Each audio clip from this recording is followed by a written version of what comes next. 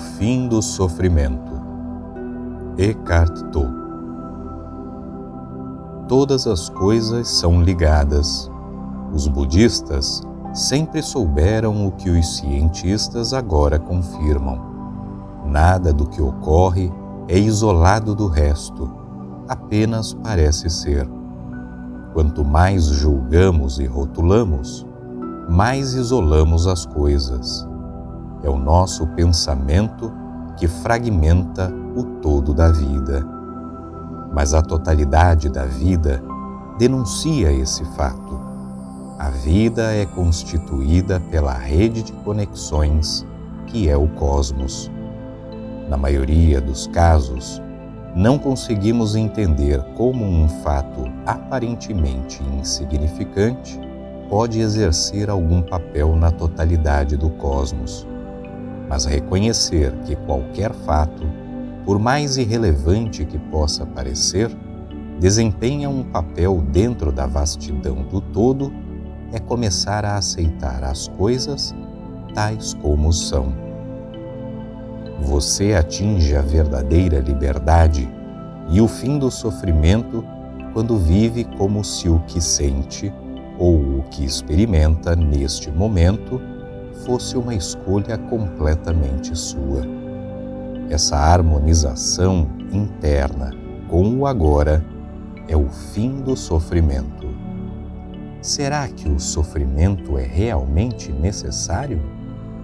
Sim e não. Se você não tivesse sofrido o que sofreu, não teria profundidade como ser humano, não teria humildade nem compaixão. Não estaria ouvindo este texto agora. O sofrimento rompe a casca do ego, do eu autocentrado e promove uma abertura até atingir um ponto em que cumpriu a sua função. O sofrimento é necessário até que você se dê conta de que ele é desnecessário.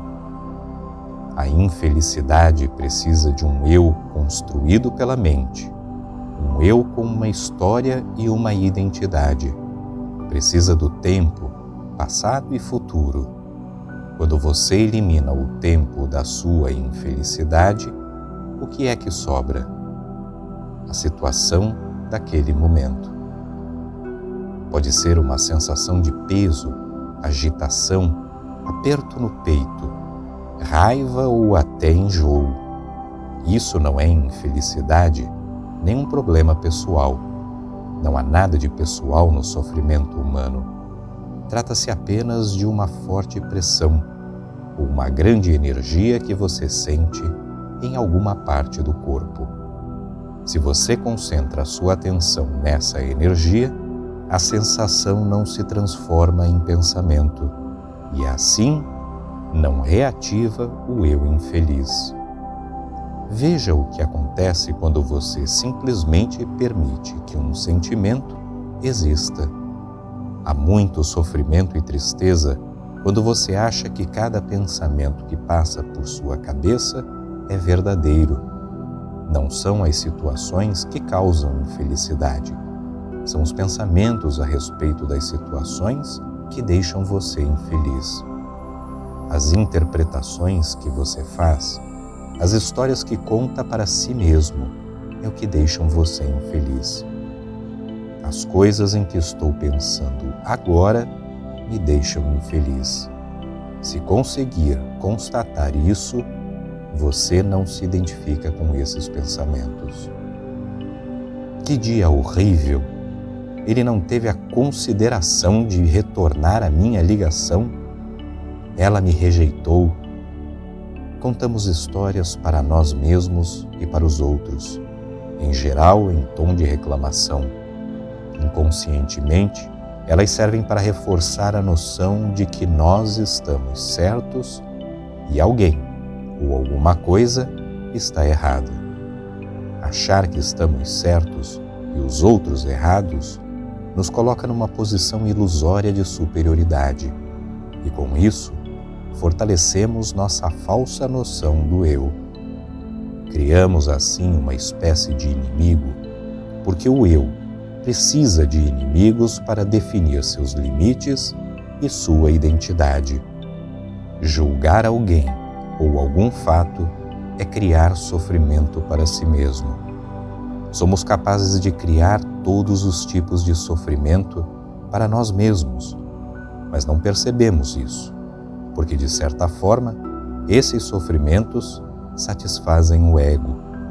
O eu autocentrado se sente mais confortável no conflito.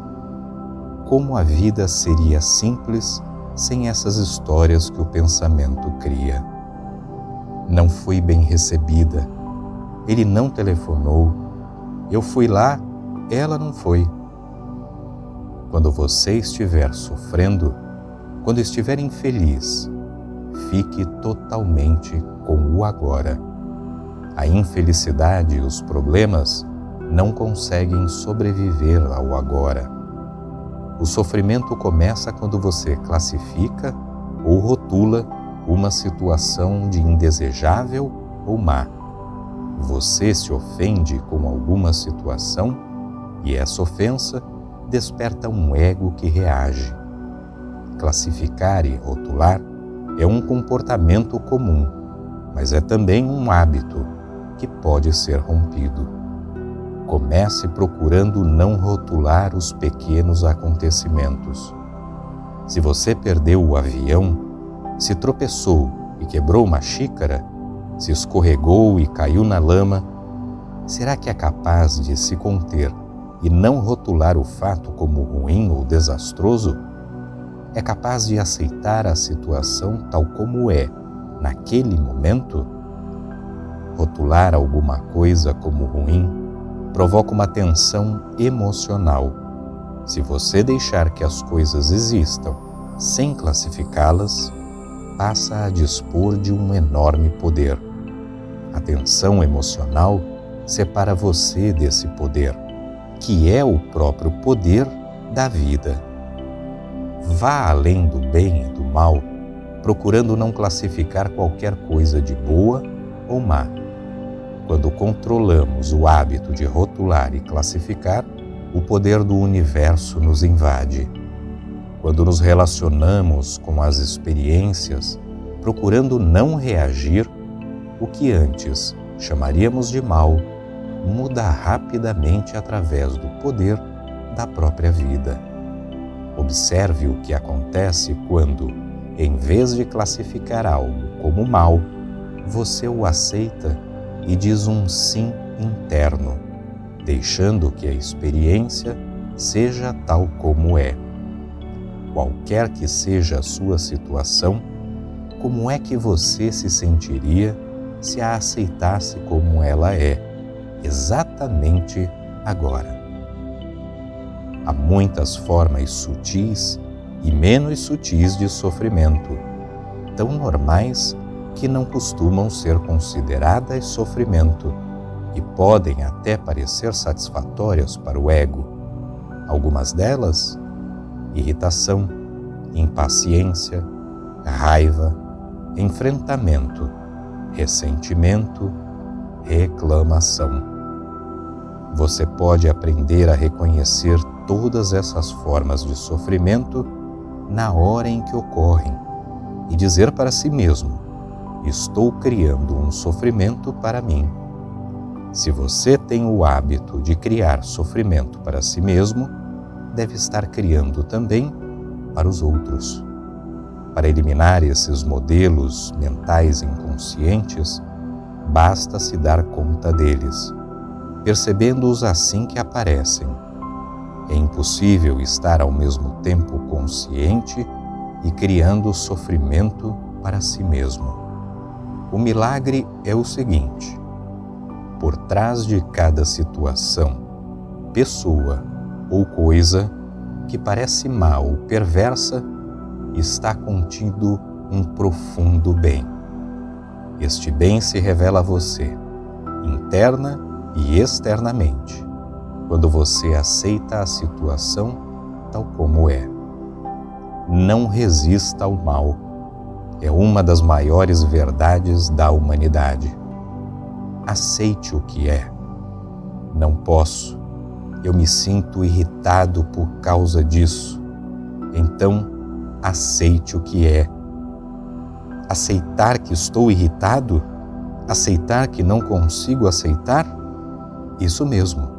Aceite a sua não aceitação. Entregue-se à sua não entrega e veja o que acontece. A dor física crônica é um dos mestres mais duros que se pode ter. Ela nos ensina que a resistência é inútil. É absolutamente normal não desejar sofrer. Mas se você desapegar desse desejo e aceitar a presença da dor, talvez note uma sutil separação interna, um espaço entre você e a dor. Isso significa que você passa a sofrer conscientemente, aceitando.